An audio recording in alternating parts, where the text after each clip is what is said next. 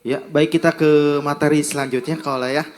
Materi yang sangat luar biasa Kaula dari Dokter Neng. Bagaimana kita tahu ternyata, saya juga baru tahu nih Kaula, ternyata screening asesmen kesehatan ibu dan anak itu dimulai dari calon pengantin Kak. Betul sekali. Jadi harus ada perencanaan yang sangat-sangat matang. Betul Ya. Kaula ya, semoga kebijakan-kebijakan yang tadi Dokter Neng sampaikan mulai dari tingkat daerah sampai dengan provinsi, kita masyarakat Karawang bisa tersosialisasi dengan baik dan Betul. Rumah Sakit Permata Keluarga Karawang bisa menjalaninya. Amin. Betul, lagi-lagi Rumah Sakit Permata Keluarga Karawang ya.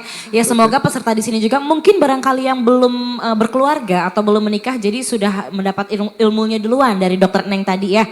Jadi ternyata ada ya alasan-alasan kenapa sih hamil atau entar dulu gitu ya. Betul, kelas Oke. materi selanjutnya nih Kola. Materinya nggak kalah menarik dari spesialis Objin objin kita. juga. Nah, kebetulan yang kedua ini narasumbernya adalah Dr. Irvin Anderson, spesialis Objin ya, yang nantinya akan didampingi. Sudah ada pendampingnya di sini, ada Dr. Kamila sebagai moderator. Kepada Dr. Irvin Anderson kami persilahkan, serta Dr. Kamila kami persilahkan untuk naik ke atas panggung.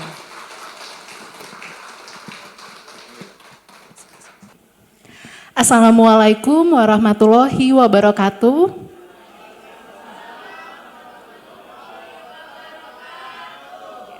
Selamat pagi Sobat Permata, salam sejahtera untuk kita semua. Yang terhormat Direktur Rumah Sakit Permata Keluarga Karawang, Dr. Nancy C. Mulyawan MM. Yang terhormat para tamu undangan, para dokter, bidan maupun tenaga kesehatan, serta seluruh peserta yang berbahagia yang hadir secara offline maupun online pada seminar kali ini. Perkenalkan saya Dr. Kamila. Pada materi kedua ini saya bertugas sebagai moderator di mana pada kesempatan ini narasumber kita adalah Dr. Irvin Anderson, SPOG. Hari ini beliau akan membawakan materi dengan judul Deteksi Dini Kehamilan Risiko Tinggi. Izinkan sebelum dimulainya materi saya membacakan CV singkat dulu. Dr. Haji Irvin Anderson SPOG, beliau menjalani pendidikan S1 Fakultas Kedokteran di Universitas Yarsi dan beliau lulus tahun 1995, lalu beliau melanjutkan pendidikan spesialis obstetri dan ginekologi di Universitas Pajajaran, beliau lulus tahun 2006. Setelah masa perkuliahan, beliau aktif sebagai Ketua IDI Kabupaten Karawang tahun 2016 sampai 2022. Setelah selesai menjabat sebagai Ketua IDI, beliau tetap lanjut aktif sebagai pengurus IDI Kabupaten Karawang. Dan beliau juga aktif sebagai pengurus POGI wilayah Jawa Barat. Selain itu, beliau aktif sebagai tim audit maternal perinatal atau AMP Kabupaten Karawang dari tahun 2010 sampai sekarang. Kepada Dr. Haji Irvin Anderson, SPOG, waktu dan tempat kami persilakan, dokter. Baik, terima kasih. Mending diri kali ya, biar nggak ngantuk. Ngantuk soalnya dok.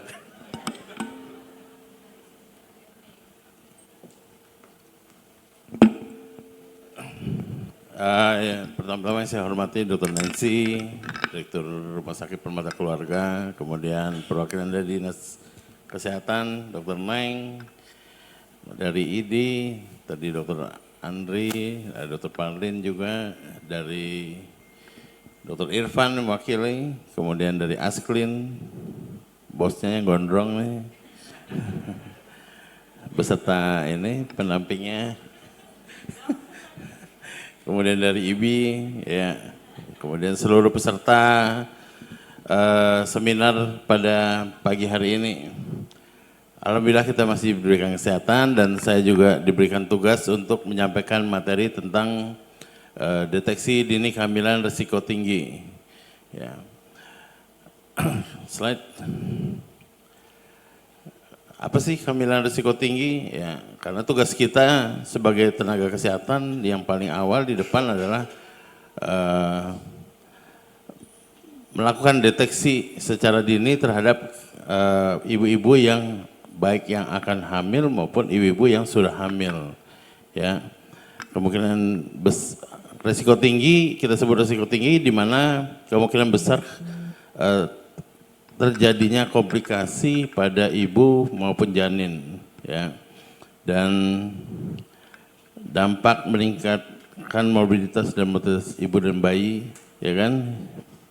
10-20% kehamilan risiko tinggi, ya. Dan yang terpenting adalah kehamilan risiko tinggi ini akan memberikan kontribusi bagi peningkatan angka kematian ibu maupun angka kematian bayi. Slide.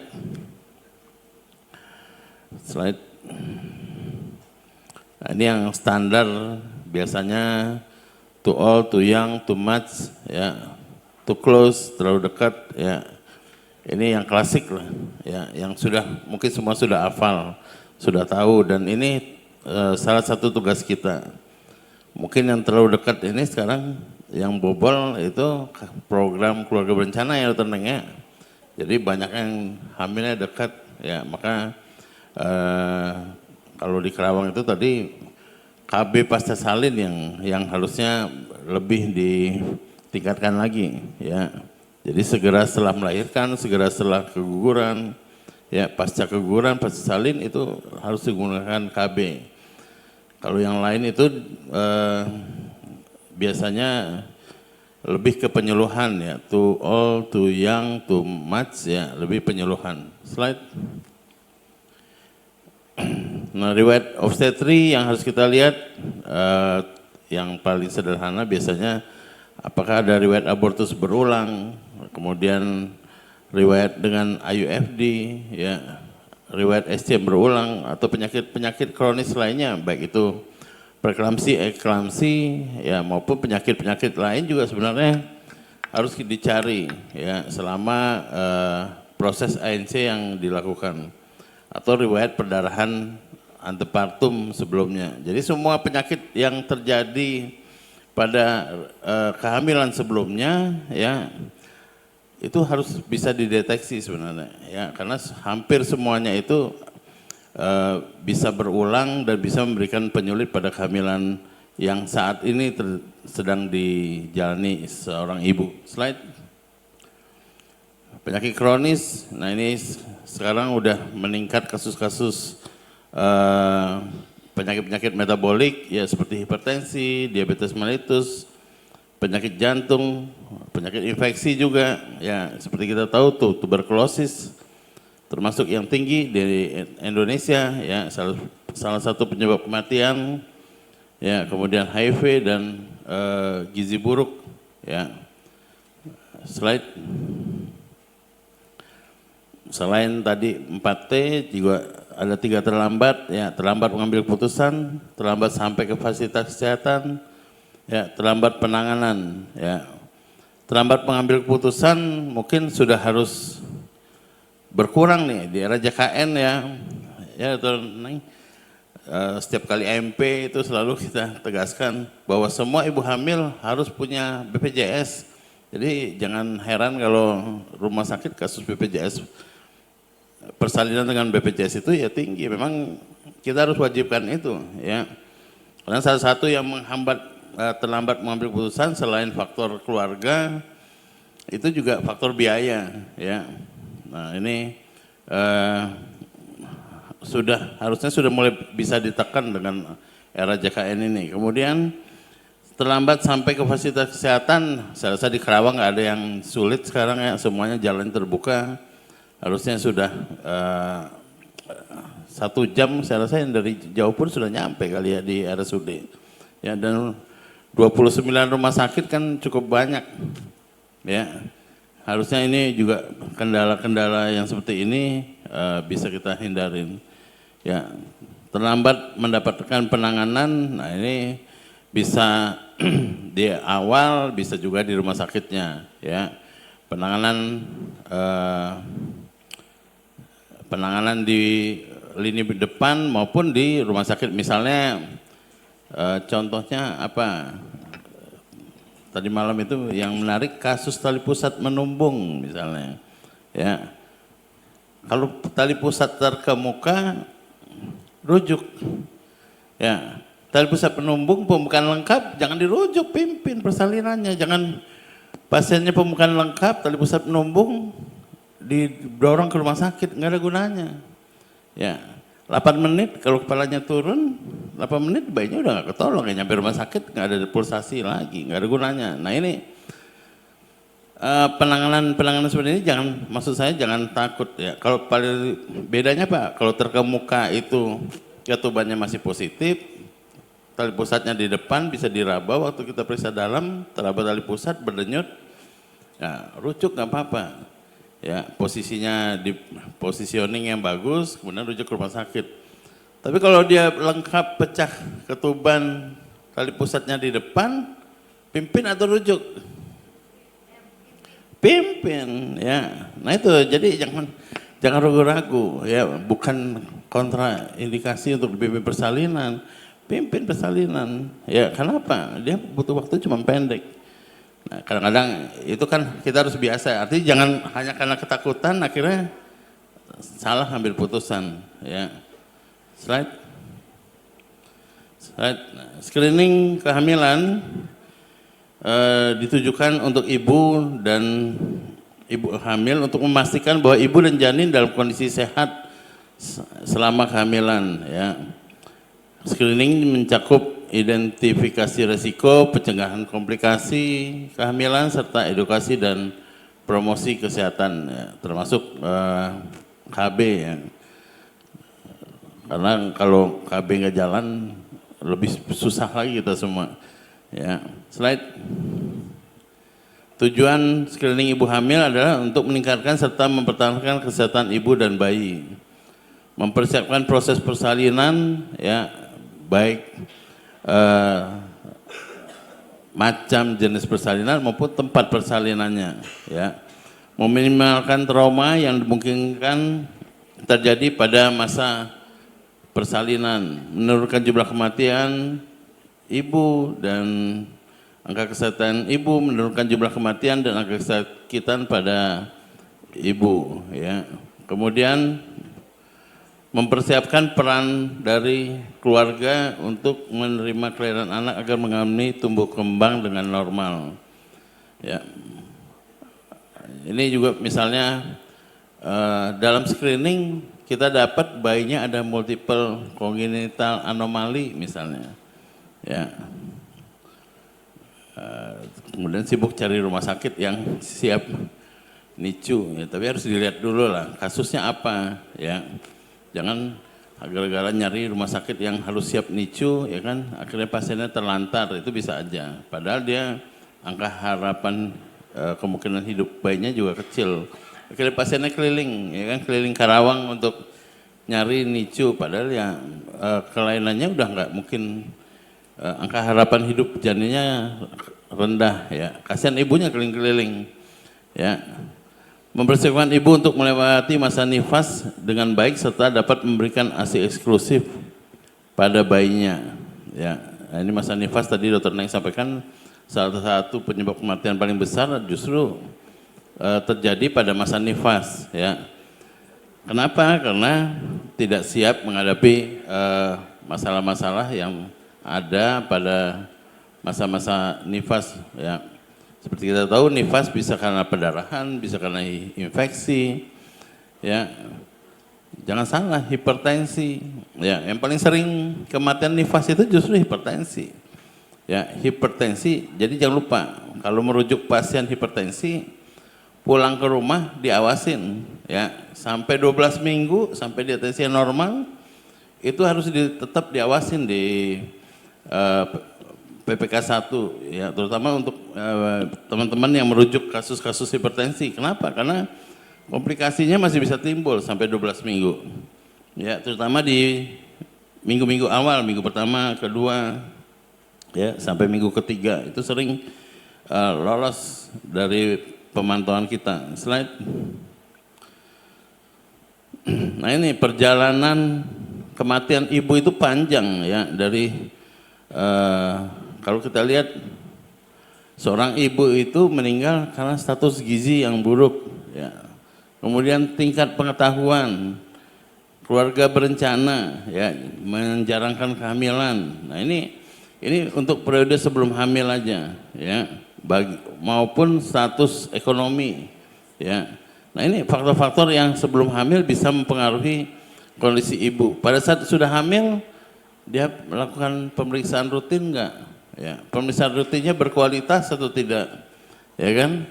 Ya, tapi kalau di Indonesia ini kan sebenarnya dengan mengikuti buku Pink itu, ya kan, harusnya pemantauan ibu hamil itu udah dengan mudah dikerjakan dengan checklist isi-isi aja. Ya, cuma kadang-kadang kita nggak pernah baca juga buku Pink itu isinya apa aja. Ya, harus dibuka. Ya, riwayat ibu hamil itu harus dilihat. Kadang-kadang pindah nakes yang berikutnya nggak baca buku Pinknya isinya apa, yang di riwayat sebelumnya itu harus dibuka, ya harus dilihat. Ya, kalau pernah diperiksa oleh orang lain, walaupun oleh orang lain ya kita periksa, kita buka lagi, lihat satu-satu. Ya, riwayat USG-nya gimana, ada nggak riwayat penyakit, gimana tensinya, gimana hasil laboratoriumnya, sekarang kan udah wajib semua. Ya, Dinas Kesehatan Dr. Neng galak tuh, semuanya wajib, pokoknya wajib diisi, wajib diperiksa, ya kan, bukunya harus ada, ya. Nah, jadi kualitas pelayanan dalam ANC juga jadi penilaian sampai dengan persalinan, ya. Kalau sekarang persalinan oleh tenaga terlatih saya rasa udah hampir 100% ya. Ada satu-satu kali ya Dr. Neng ya. Kalaupun ada bidan desa masih tetap harus didampingi oleh nakes. Jadi nggak boleh Pak Raji nolong persalinan sendiri, kan nggak boleh lagi. Ya, tetap harus ada nakesnya. Ya. Nah, sampai dengan yang terakhir di fasilitas rujukan tadi, fasilitas ponek, ya kan, harus siap. Saya rasa kalau di MP saya selalu bilang rumah sakit itu ya wajib ponek, nggak ada cerita rumah sakit nggak bisa ponek, ya. Nggak ada pasien rumah sakit yang milih-milih pasien yang gampang-gampang aja, itu nggak ada. Ya, saya selalu ribut gitu kan, mau pakai eklamsi, harus bisa, ya. Jadi semua rumah sakit itu harus bisa. Jadi jangan ragu untuk merujuk ke rumah sakit, ya. Karena apa?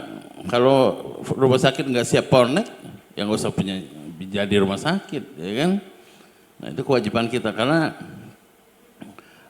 walaupun rantai ini panjang ya,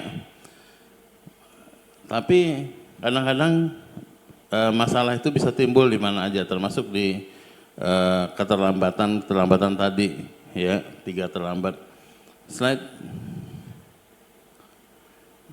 sebelumnya, nah ini ya, dari awal hamil untuk memantau seorang ibu hamil itu harus, yang pertama tenaga kesehatannya harus siap, terampil, dan harus berkolaborasi. Tadi disampaikan juga strategi dinas kesehatan bahwa menolong persalinan pun sebaiknya jangan sendiri, ya, karena begitu ada komplikasi, ada penyulit, kalau kita sendirian, prinsip menolong persalinan pada ibu hamil itu apa?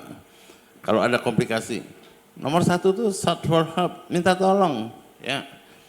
Jadi harus ada komitmen dengan teman yang terdekat bahwa kita harus saling menolong kalau ada masalah, ya. Jangan dengan sesama bidan desa berantem misalnya. Nah ini jadi masalah, ya, nggak bisa. Begitu ada penyulit, nomor 1 harus panggil teman terdekat, ya, termasuk di rumah sakit, ya. Jadi nggak bisa nolong persalinan sendiri, ya. Pada jam pagi sibuk morning report misalnya di rumah sakit, saya pernah marah-marah karena kepala ruangannya ikut morning report daripada nolongin anak buahnya, nemenin anak buahnya menolong persalinan, ya. Itu nggak boleh, ya. Di rumah sakit sekalipun atau di vaskes manapun, nolong persalinan itu usahain, apalagi kalau di vaskes minimal berdua, ya, karena begitu ada penyulit nggak bisa kerja sendiri, itu udah faksumnya begitu, ya. Shout for help, harus bisa minta tolong dan harus ada yang membantu kita, ya. Setelah tenaga kesehatannya siap, apa yang harus kita lakukan? Ya, ANC yang berkualitas. Dari 4 kali sudah jadi 6 kali, ya. Ada 2 kali dengan tenaga medis. Jadi tugas tenaga medis itu benar yang disampaikan, bukan hanya USG, tapi screening, mencari ada masalah atau tidak, ya kan? Gunakan stetoskopnya, ya. Bunyi jantungnya ada kelainan nggak? Ada masalah nggak? gimana riwayatnya. Harusnya mudah-mudahan dokter-dokternya bisa lebih peka ya untuk mendeteksi. Ya, makanya harus dua kali itu bukan hanya USG ya. Tapi juga screening terhadap penyakit-penyakit kronis atau penyakit-penyakit yang ada pada ibunya. Ya, baru kalau sudah kita berkualitas baru kita bisa dapatkan deteksi dini atau tanda-tanda bahaya yang ada pada pasien-pasien yang hamil. Ya. Kemudian kalau memang ada penyulit ya kita harus siapkan ya bagaimana manajemen tata laksananya ya. Memang kadang-kadang kalau sekarang terkendala di BPJS ini misalnya rujukan ya preeklamsi itu berapa kali diperiksa ke rumah sakit. Nah ini kan jadi masalah juga ya. Ya mudah-mudahan bisa dibantu oleh dinas kesehatan nyelesain masalah-masalah yang kayak gini karena rujukan balik ya nggak sama hipertensi pada ibu hamil dengan hipertensi bukan pada ibu hamil ya. Kalau bukan pada ibu hamil hipertensi kronis ya bisa sebulan sekali. Tapi kalau pada ibu hamil kan hamilnya juga cuma 9 bulan ya. Yang bermasalah itu justru hanya di 3 bulan terakhir atau 4 bulan terakhir. Ya kan? 5 bulan awal kalau ada hipertensi udah pasti masuk ke hipertensi kronis. Ya. Tapi kalau yang di akhir, nah mulai kita pikirkan dia masuk preeklamsi atau tidak. Resikonya kan jadi naik jauh. Ya. Kemudian kalau itu sudah kita deteksi di mana kita harus melahirkan ya persalinan yang aman, apakah bisa dilakukan di PPK 1 atau di PPK 2. Baru kita bisa, kalau ini kita kerjakan semua dengan baik, ya baru kita bisa mendapatkan outcome yang baik juga. Ya. Slide. Nah ini tadi berapa kali periksa hamil ya 6 kali ya. Sekarang yang baru kan 1, 2, 3, semester 1 kali, 2 kali, 3 kali, 6 kali selama hamil dan 2 kali harus diperiksa oleh tenaga medis dokternya. Slide. Nah ini kalau dulu kita mungkin cuman pasien datang ditimbang, ukur tinggi badan, periksa lilanya, ya diukur tinggi fundusnya selesai, ya tapi ya enggak, ya dimulai dengan anamnesa, ya anamnesa yang baik, riwayat penyakit yang sebelumnya, riwayat kehamilan sebelumnya, itu jadi catatan khusus yang penting, ya baru lakukan pemeriksaan fisik, ya bagaimana status gizi ibunya, ya kan, bagaimana tekanan darah dan seterusnya, ya termasuk pemeriksaan penunjang ini kan udah wajib semua lah, udah jalan harusnya sudah ada, ya yang jadi masalah justru di USG, ya kadang-kadang USG obstetri, ya sebenarnya kalau USG bagus-bagus aja di PPK 1, tapi yang paling penting USG yang baik itu kalau kita memahami patofisiologi dari kehamilan itu sendiri. Ya, kadang-kadang hanya sekedar USG yang ngukur BPD AC tanpa memahami patofisiologi dari kehamilannya. Nah ini yang bikin kualitas USG-nya juga akhirnya bermasalah. Tapi intinya kalau menemukan gambaran USG yang tidak biasa, lebih baik rujuk aja. Ya, slide. Nah ini kenaikan berat badan selama hamil untuk ibu hamil, ya. Ini tinggal dibaca slide. Ini scoring Puji Rohayati untuk rujukan, ya. Kalau dia 8 atau lebih udah wajib rujuk, ya. Bekas SC udah langsung 8 scoringnya, rujuk langsung, ya.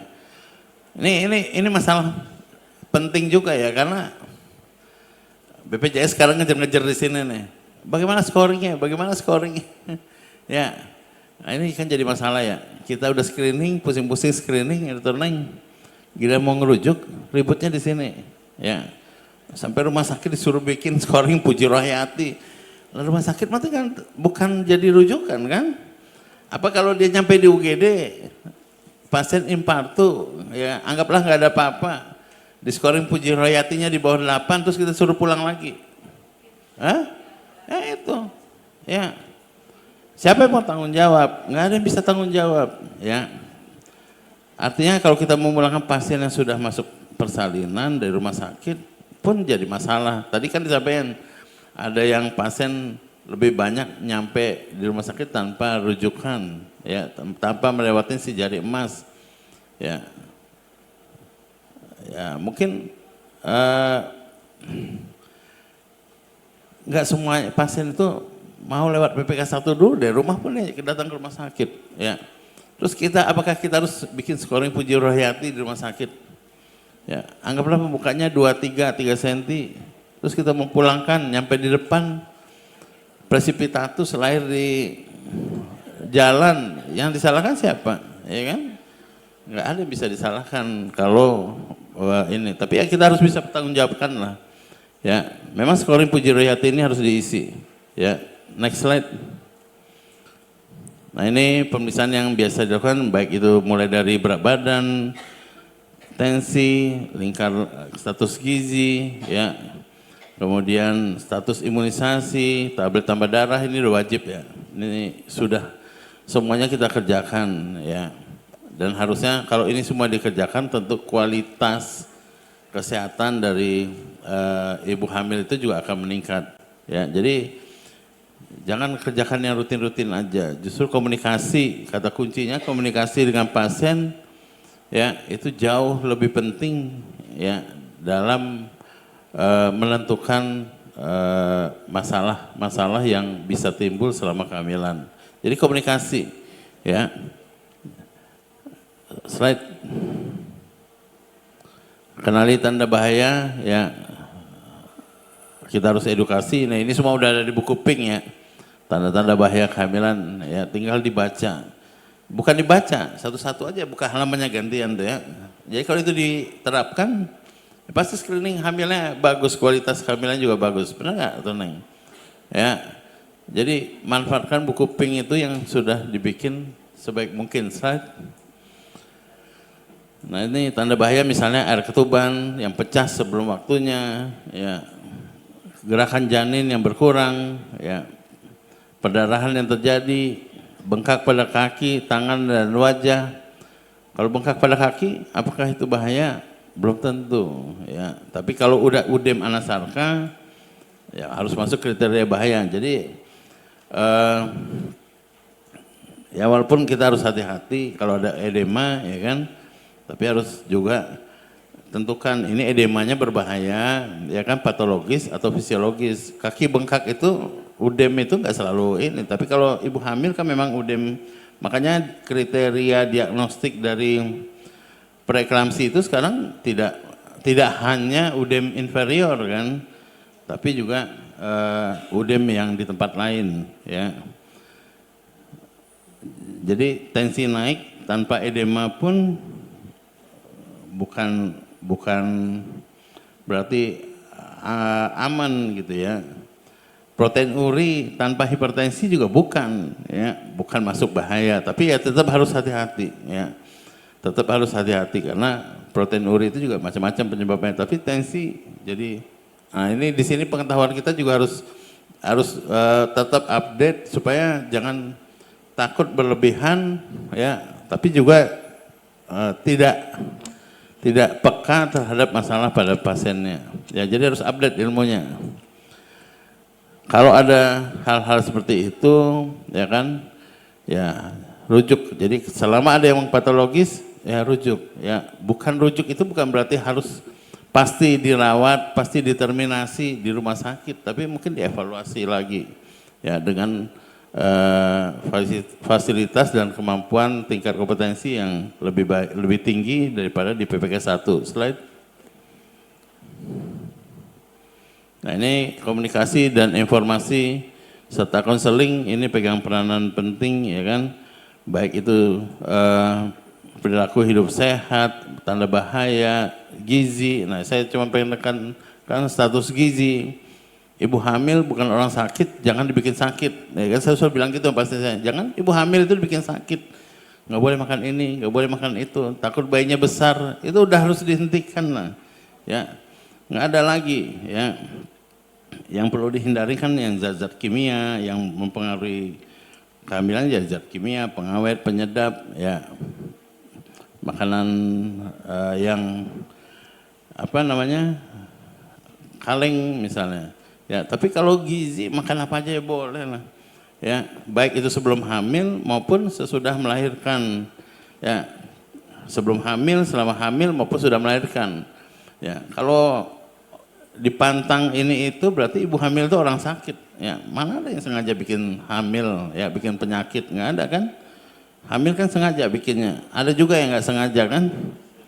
Yang nggak sengaja yang masuk ke resiko tinggi juga tuh, yang nggak sengaja hamil itu masuk resiko tinggi karena unwanted pregnancy itu jadi masalah sendiri.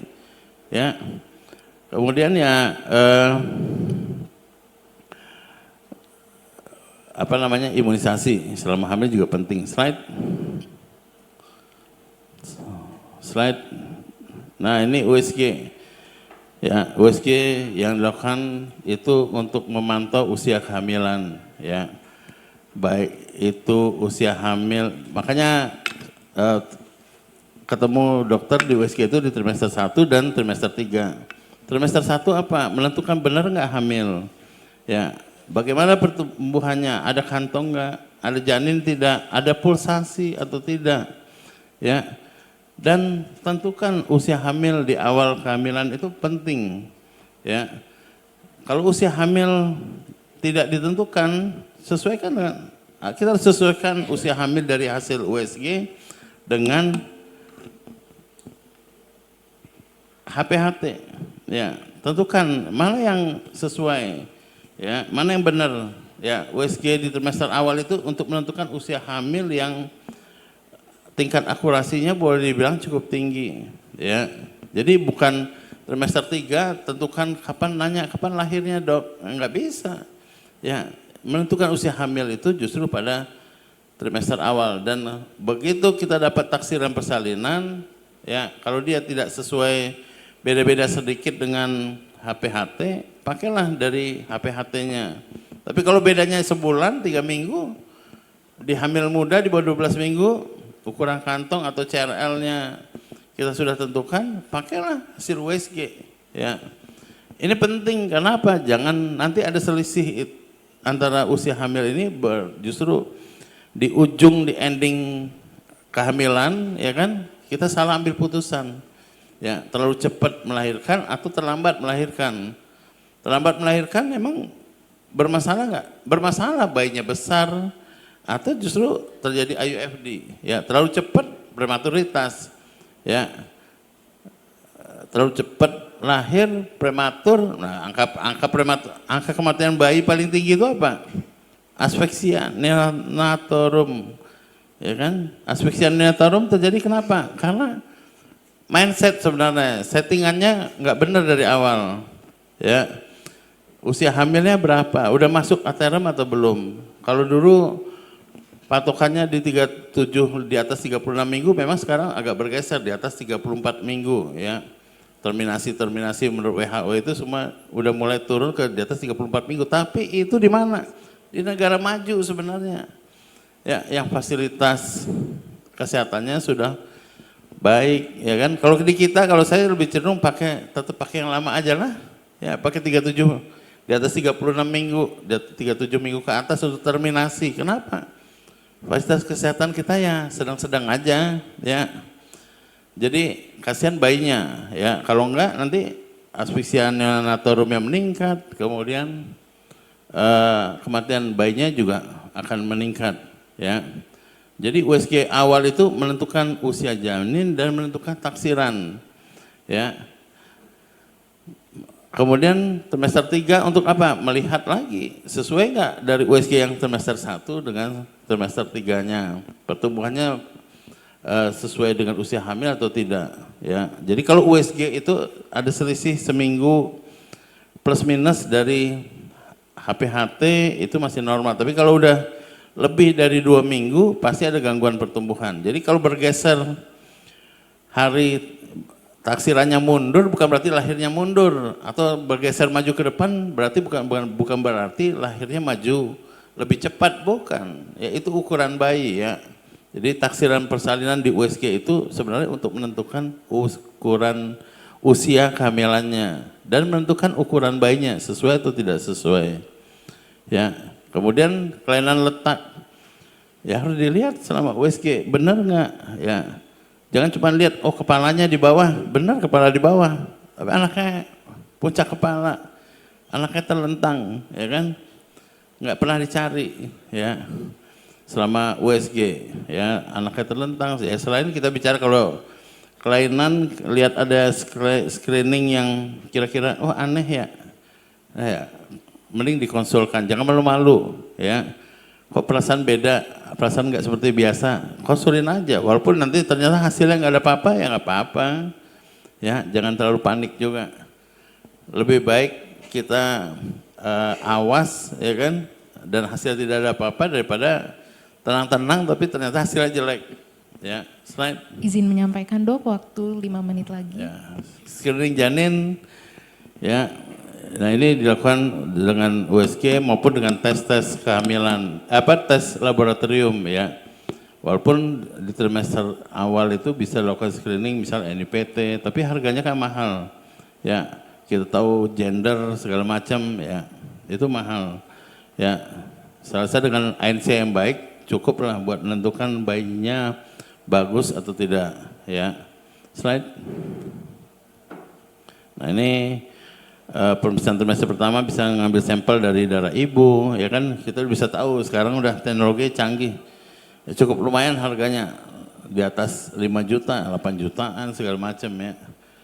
Slide. Nah ini USG trimester pertama itu untuk mengetahui usia hamil, mengetahui ada denyut jantung atau tidak, memastikan kantong kehamilan, memastikan adanya kehamilan mola, ya kan, hamil atau hamil mola, ya kan, memastikan intrauterin atau extrauterin, ya. Slide.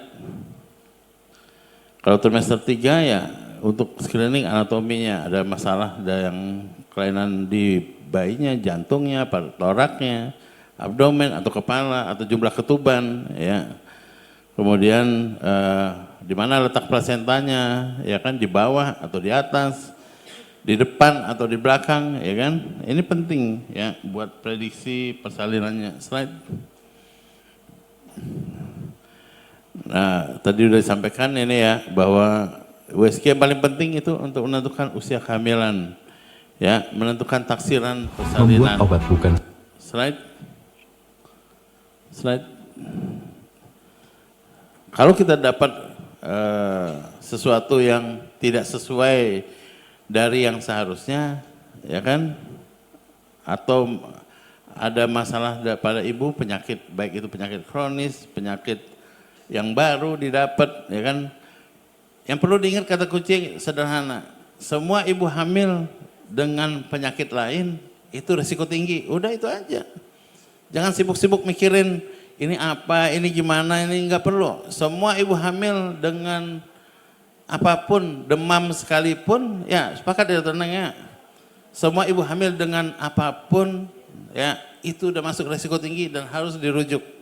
Jadi jangan sibuk mikirin diagnosanya, ya jangan mikirin diagnosa, ya.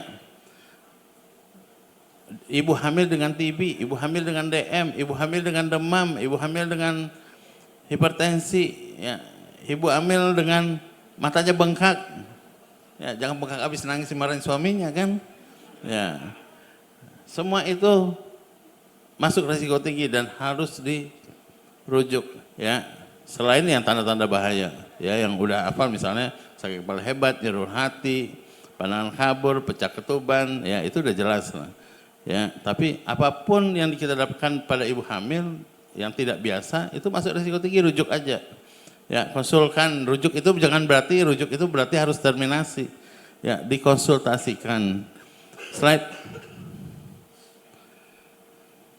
Ya jangan lupa komunikasi ini lewat si jari emas, ya. Mudah-mudahan rumah sakitnya juga menjawab kalau ditelepon sama si jari emas, ya kan. Kadang-kadang rumah sakit dikomplain, dok ini si jari emasnya saya nggak pernah dijawab dok, saya dikomplain kan misalnya.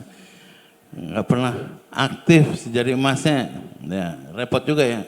Ya makanya harus ada standby. Jari emas itu kan sekarang di UGD ya, ya di UGD dan harus dilihatin kalau ada yang nelfon. ya. Dan persiapan rujukan, ya.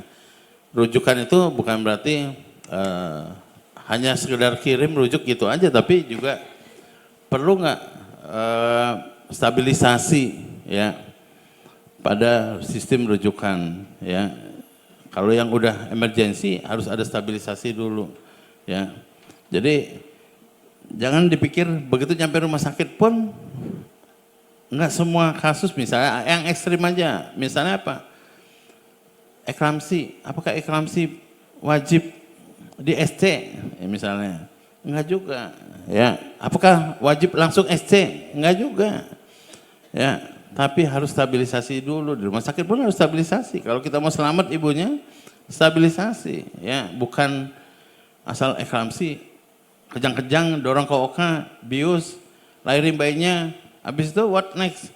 Ya macam-macam, bisa perdarahan, bisa ibunya juga nggak selamat, ya ICU-nya juga nggak siap misalnya, ya. Jadi kata kuncinya kalau sudah masuk emergensi, stabilisasi, ya, baik itu di PPK 1 maupun PPK 2.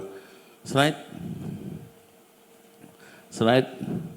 Ya, ini peran kita semua, ya kan, lakukan screening, pencarian, ya, dan edukasi pasien dengan baik dan benar, termasuk keluarga, ya, supaya apa? Supaya kita bisa rujukan itu rujukan dini, berencana, jangan rujukan emergensi, ya. Kalau rujukan emergensi artinya apa? Ya terlambat kita, ya. Rujuklah sebelum timbul masalah kedaruratan, ya. Jangan dirujuk sesudah pasiennya menggap-menggap, ya. Pasiennya udah kejang duluan, ya kan? Yang salah siapa? Salah kita. Ya berarti kohort PWS-nya nggak jalan, ya kan? Benar nggak, Mbak Rina? Ya, bos kianya kan, kohort PWS-nya nggak jalan, ya.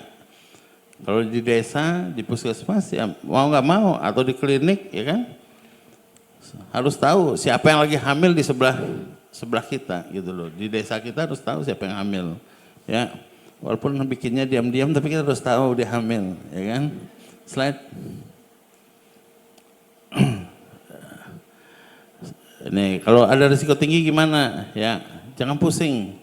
Kata kunci cuma satu, ya, stabilisasi dan rujuk. Stabilisasi itu tergantung tahapannya lah, ya.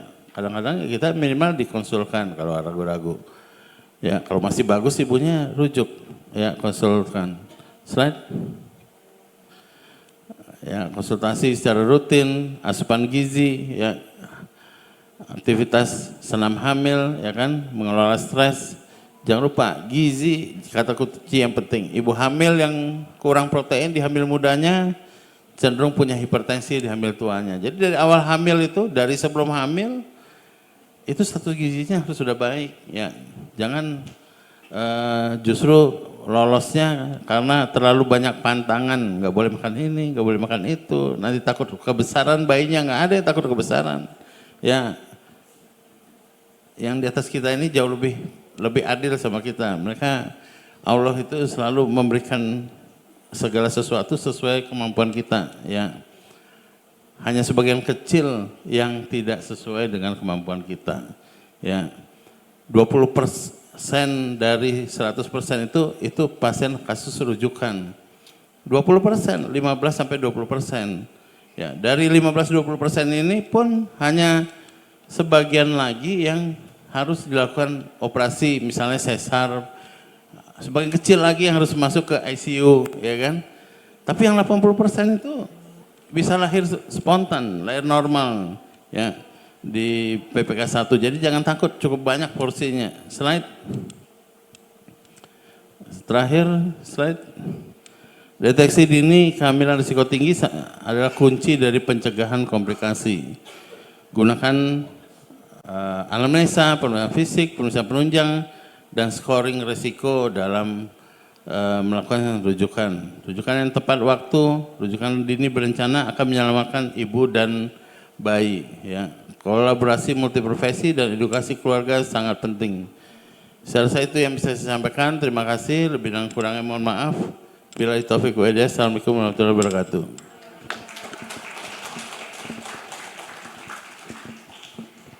Terima kasih kepada Dr. Haji Irfin Anderson SPOG atas pemaparan materi yang sangat informatif dan penuh wawasan untuk kita semua ya. Oke, baik. Dari penjelasan beliau kita bisa memahami bahwa sebenarnya deteksi dini kehamilan itu tidak hanya sekedar pemeriksaan awal atau screening awal, tetapi juga bentuk tanggung jawab kita semua yang terlibat untuk menjaga keselamatan ibu dan bayi sejak hari pertama kehidupan itu terbentuk. Baik, selanjutnya kita akan memasuki sesi tanya jawab. Bagi Sobat Permata, kita buka kesempatan untuk peserta untuk mengajukan pertanyaan langsung pada narasumber. Untuk yang hadir di sini bisa langsung angkat tangan, sebutkan nama dan asal instansi. Bagi peserta Zoom bisa menuliskan pertanyaannya di kolom chat. Oke, untuk yang bertanya kita persilakan. Assalamualaikum warahmatullahi wabarakatuh. Perkenalkan, nama saya Aziza. Terkait fungsi USG dok, boleh nggak dok bidan ikut pelatihan USG sesuai standar pemeriksaan bidan saja? Cuman untuk DJJ, untuk melihat posisi kepala tanpa mengambil wewenang dari dokter Objin. Kebetulan saya alumni dari Permata keluarga sini dok. Saya dulu lahiran di sini dok. Saya dirujuk ke sini karena udah pembukaan 9, 2 jam pemantauan untuk lahiran, tidak lahir dok. Jadi saya dirujuk ke sini. Ternyata dari saya untuk SC-nya dari dokter Erda. Ternyata tali pusatnya itu pendek dok. Lah itu boleh nggak dok untuk bentuk update dari bidan? Terima kasih. Terima kasih atas pertanyaannya Ibu Aziza ya, maaf dari mana? Oh dari PMBD. Oke, dari PMB. Jadi pertanyaannya dok, fungsi USG itu sendiri lalu apakah bidan memiliki wewenang untuk melakukan tindakan USG tidak mengambil kompetensi dari dokter umum maupun dokter spesialis ya dok? Silakan dokter Irfin. Ya, ini pertanyaan menarik ya, dan cukup baik. Yang pertama gini, di belakangnya dulu saya jawab. Kalau tali pusatnya pendek bisa nggak dipantau dari USG? Ya nggak bisa. Ya, tali pusat pendek itu nggak bisa dilihat dari USG. Ya, USG itu yang bisa dinilai jumlah ketubannya. Ya, tapi kalau tali pusat berapa panjangnya nggak bisa diukur. Ya, kalau tali pusat pendek atau tali pusat itu atau plasenta bermasalah, taunya dari mana? Dari CTG pada saat persalinan. Pada saat sudah ada kontraksi baru kita bisa lihat. Kalaupun nggak ada kontraksi nggak bisa.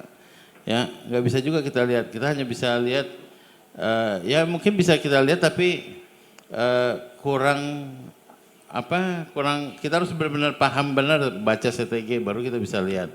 Ya. Makanya itu nggak perlu pakai alat canggih untuk tahu plasentanya. Kalau menurut saya plasenta itu lilitannya mengganggu atau tidak, pendek atau tidak, nggak perlu alat canggih, cukup pakai Doppler. Kita nggak ngerti yang gawat janin itu yang mana kadang-kadang. Ya, kita bilang gawat janin tuh bunyi jantungnya irregular dok, irregular yang mana gitu loh. Apakah kalau di atas 160 pasti gawat janin, di bawah 120 pasti gawat janin? Enggak juga. Ya kita harus tahu. Ya pakai Doppler pun kita bisa tahu, asal memantaunya benar. Ya benar itu gimana? Pantaulah bunyi jantung terutama dalam persalinan bersamaan dengan kontraksinya. Ya. Di situ kita bisa lihat, oh ini ada deserasi lambat, ini ada deserasi dini. Ya, sabar ya. Minimal 2 siklus kontraksi itu kita dengar full. Ya, jadi jangan kalau ditanya kapan dengar DJJ? Nunggu nggak ada mules, baru didengar DJJ-nya. Terus dapat apa? Nggak dapat apa-apa. Dapat gawat janin nggak? Nggak ada bakal dapat gawat janin karena begitu mulesnya hilang semuanya balik ke baseline. Ya, dengar DJJ yang benar itu kapan? Ya harusnya gampang, dengar siklusnya. Ya, jadi kalau dia kontraksinya mulai kuat dan terjadi penurunan bunyi jantung janin bersamaan dengan kontraksi, itu destilasi apa? Destilasi dini.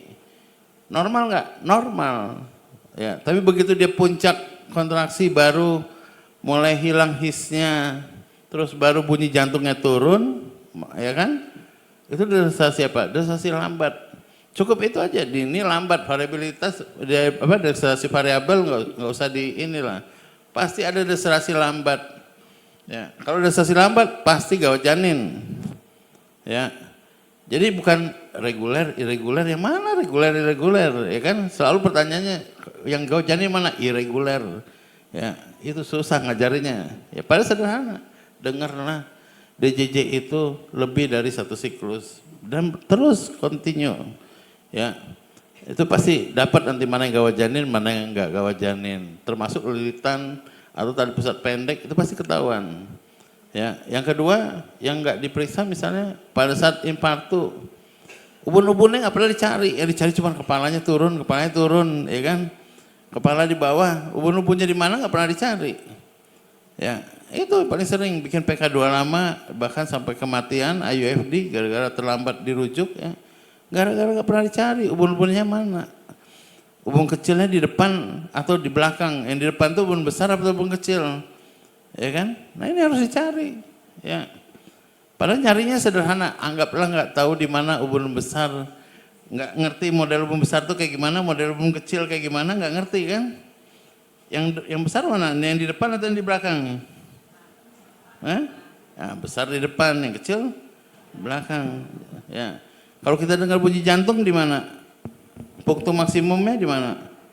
Skapula. Ya, artinya kita dengar bunyi jantung itu sejajar dengan ubun kecil. Ya, jadi kalau meriksa dalam cari mana yang di depan. Oh nggak ngerti, ini ubun besar apa ubun kecil? Cari DJJ-nya. Ya, kalau DJJ sejajar, sama-sama di kiri, ubun-ubun yang diraba nggak tahu ini ubun besar apa kecil, tapi DJJ sama di kiri di depan, berarti yang di depan itu ubun kecil. Normal nggak? Hah? Normal, ya kan? Tapi kalau ubun-ubunnya nggak tahu nih ubun besar apa ubun kecil bedanya, ya kan? Harusnya yang ubun besar bentuknya segi berapa? Trapesium, ya kan? Nah, nggak ngerti ini bedanya dengan ubun kecil, ya. Dan kalau berseberangan, ya misalnya DJJ di kiri, tapi yang keraba ubun-ubunnya itu di kanan, itu pasti puncak kepala, ya nyangkut itu mah, ya. Jadi jangan nunggu sampai lengkap, diinduksi, didorong, ujungnya apa? Ya robek kemana-mana, ruptur atau bayinya jelek, ya. Gitu. Jadi cari, artinya dengan pemeriksaan yang baik itu pasti dapat, ya. Balik ke depan tadi USG, ya. Kalau USG boleh nggak bidan USG? Ya boleh-boleh aja, ya. Tadi yang Dr. Neng sampaikan misalnya kompetensi USG terbatas, ya kan, untuk dokter umum, ya, dengan bidan pun hampir sama, ya. Kompetensi untuk USG bidan dan dokter umum tuh levelingnya hampir sama, ya. Tapi kan enggak, kadang-kadang pasien tuh lebih percaya sama bidannya, kenapa? USG-nya 4D dok, ya kan. Wah 4D itu udah canggih lah pokoknya, ya.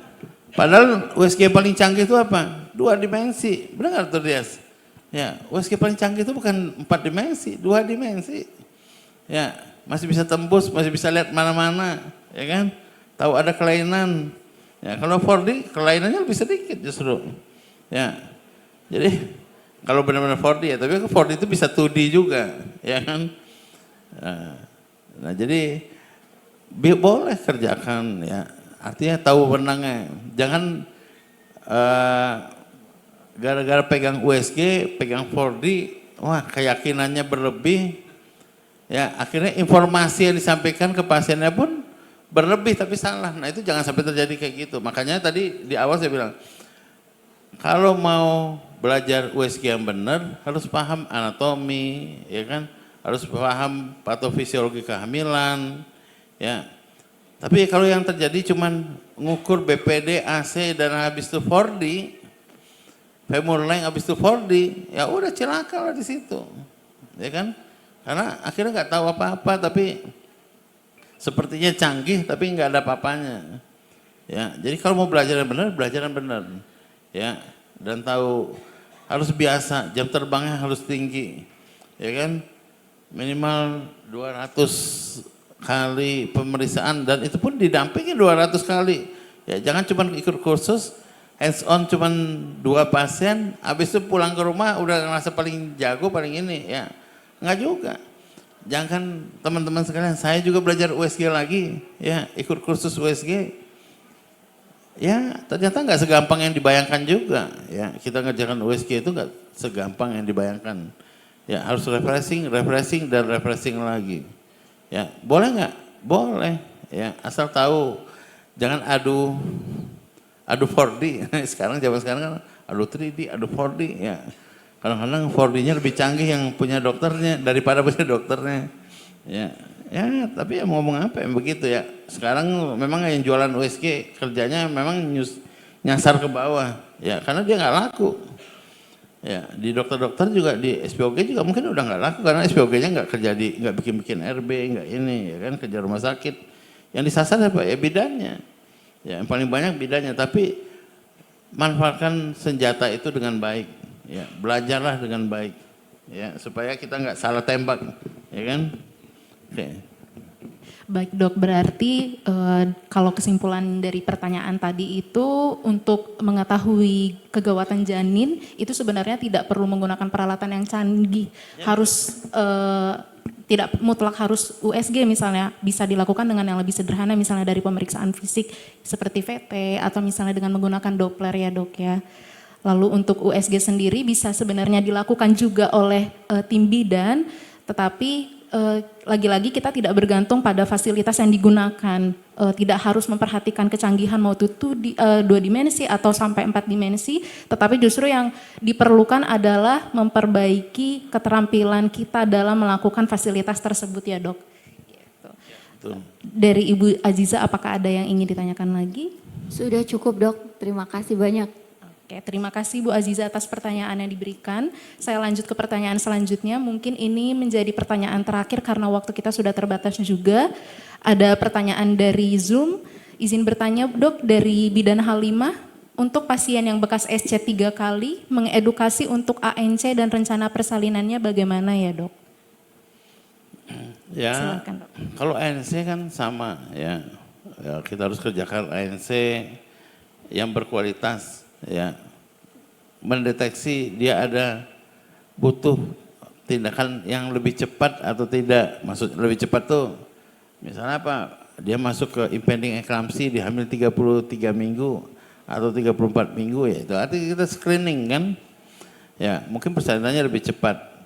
Tapi jangan salah, BPJS itu 2 kali, bekas SC 2 kali itu udah wajib SC. Ya, jangan takut-takut. Ya, nggak perlu pakai diagnosa tambahan yang lain sampai jelimet 10 diagnosa di belakang, ya kan? Itu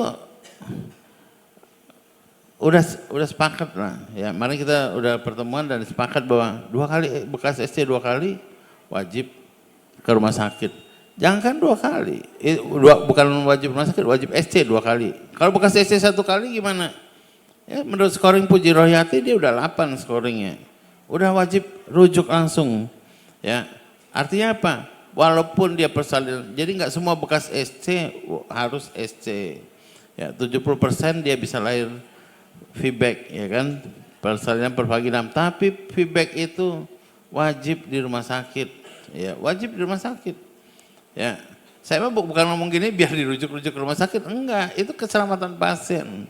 Ya, untuk keselamatan pasien dia wajib feedback itu dilakukan di rumah sakit gitu loh, ya. Jadi jangan salah kaprah, oh ini kan bisa masih ada tempat untuk lahir pervaginam, bisa aja kita kerjakan di fasilitas kesehatan tingkat 1, nggak boleh, ya. Oh saya mau induksi, ya kan, induksi persalinan, boleh nggak induksi persalinan di tingkat 1, ya kan? Apa resiko induksi? Memang sebagian besar nggak ada apa-apa, ya. Tapi begitu kita mulai induksi persalinan, resiko perdarahan pasca salinnya itu udah meningkat jauh, ya. Kalau selama hamil aja dia kontraksinya jelek, gimana sesudah melahirkan kontraksinya jelek? Apa? Atoni berarti, ya. Kalau teman-teman pernah ketemu atoni, saya yakin gak berani nolong persalinan. Saya yakin, ya. Kalau pernah ketemu atonia uteri yang benar-benar atonia, ya, saya yakin Anda takut untuk melahirkan, takut untuk nolong persalinan. Ini off the record nih, ya. Karena belum pernah dapat aja, coba pernah dapat atonia yang beneran. Saya aja takut, Dokter Dias juga takut, benar Dokter Dias, ya. Itu pusing itu kita, ya. Setengah jam pasien bisa lewat, di kamar operasi pun setengah jam bisa lewat, ya, bisa nggak ketolong. Begitu dia lahir atau nih, benar tuh dia, ya, udah substansi timnya siap apa segala macam, jangan nyalain timnya. Tapi kalau terjadi atonia uteri, nah, ya, atau misalnya terjadi emboli, udah pernah belum terima pasien dengan emboli ketuban, ya? Kalau udah pernah tahu emboli ketuban, wah kapok udah nolong persalinan, ya. Jadi hati-hati. Jadi misalnya pasien postpartum lahir bayi, plasenta belum lahir, tiba-tiba Bu bidan saya sesek nih, hati-hati loh itu, ya. Tiba-tiba sesek, tiba-tiba lewat, ya kan? Emboli. Pernah nggak dapat kayak gitu, ya kan? Kalau pernah dapat kayak gitu, nggak bakal berani nolong persalinan. Tapi bukan itu, kita harus tahu mana yang beresiko untuk terjadi hal-hal tersebut, termasuk induksi, ya, termasuk platus precipitatus. Ini pasien datang pembukaan 1-2, tiba-tiba lengkap, ya kan, precipitatus. Resikonya apa? Resiko embolia itu naik jauh itu, ya, resiko perdarahan pasca salin itu naik jauh. Jangan, wah alhamdulillah Bu ya lainnya cepet, enggak alhamdulillah. Awasin yang ketat itu, ya, benar tuh dia, ya, itu resiko emboli, resiko perdarahan pasca salinnya naik jauh, ya. Nanti tenang kita kalau udah ngelewatin kala 4-nya stabil, aman, baru kita bisa tenang-tenang gitu loh. Tapi sebelum itu lewat, jangan alhamdulillah dulu, ya. Tiba-tiba ibu, ya. Saya bukan pengen nakut-nakutin, tapi memang ya itu tadi, ya, Allah itu selalu memberikan kita cobaan sesuai kemampuan kita, ya. Tapi jangan juga kita jadi sombong gitu loh, ya kan? Wah yakin aman lah, nggak ada yang yakin aman, ya kan? Kemarin nggak ada apa-apa, hari ini nggak ada apa-apa, nggak ada. Kemarin saya nolong yang bekas operasi sesar, hari ini ada pasien baru bekas SC, kemarin nggak apa-apa, hari ini nggak apa-apa, nggak ada nggak apa-apa, ya. Ini kemarin saya induksi aman-aman aja, ya memang aman-aman aja, hari ini masih aman-aman aja, ya kan. Tapi begitu dapat penyulitnya, ya kan, dapat yang sesuai teori, ya kan, bahwa itu ada masalah, udah nangis kita. Ya mudah-mudahan kita nggak masuk yang daerah situ. Tugas kita sebagai tenaga kesehatan, ya kan, baik itu tugas bidan, tugas dokter umum, tugas dokter obgyn sama, ya, kita melakukan screening, ya, supaya pasien itu yang hamil bisa lahir dengan selamat, sehat ibu dan bayinya, ya. Itu tugas kita, ya. Uang nomor 10 udah, apalagi era JKN, udah nggak ada mikirin duit lagi udah, ya, nggak ada mikirin duit lagi, ya. Kita harus tolong pasien itu supaya dia clean and safe delivery, ibu dan anaknya sehat, selamat, ya kan. Udah, memang kalau mau cari uang jangan di kebidanan, ya. Kenapa? Ya memang enggak, tugas kita bukan itu, ya. Tugas kita nolong ibu-ibu yang hamil dengan baik, ya. Selesai itu. Siap dokter. Berarti untuk BSC sebenarnya sih lebih dari 1 kali itu sudah indikasi rujuk ya dok, berdasarkan scoring ke rumah sakit. Bukan BSC lebih dari 1 kali, BSC 1 kali pun itu BSC 1 kali. udah 8 langsung. Jadi wajib ke rumah sakit. Nggak ada coba-coba, ya.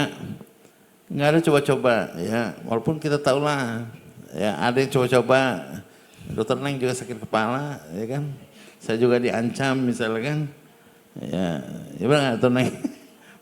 Lagi haji aja saya diancam, ya kan? Tapi ya bukan kayak gitu, ya bukan kayak gitu cara kerja kita gitu loh. Ya kalau udah jadi pengen tenaga kesehatan, terutama di bagian ngurusin pasien kebidanan, udah kudu banyak ikhlasnya, ya banyak ikhlasnya, ya jangan terlalu ini dan lakukan update dengan baik dan benar. Nggak ada orang ortopedi di PPK 1 itu sibuk kayak gini, nggak ada, ya kan? Yang sibuk refreshing itu cuma urusan kebidanan, ya.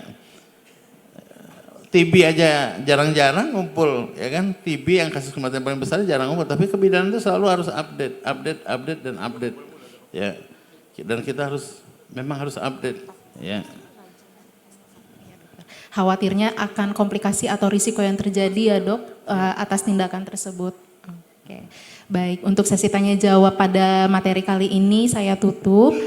Sobat Permata, dari seminar hari ini kita belajar bahwa deteksi dini kehamilan merupakan kunci utama dalam menjaga kesehatan ibu maupun janin.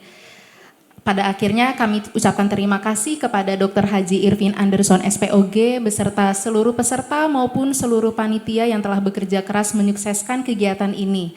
Saya Dr. Kamila, mohon maaf apabila terdapat kekurangan dalam memandu acara ini. Baik. Terima kasih atas waktunya. Terima kasih banyak dokter. Terima kasih. Assalamualaikum warahmatullahi wabarakatuh. Waalaikumsalam warahmatullahi wabarakatuh. Tepuk tangan yang meriah Bapak Ibu dan para dokter sekalian.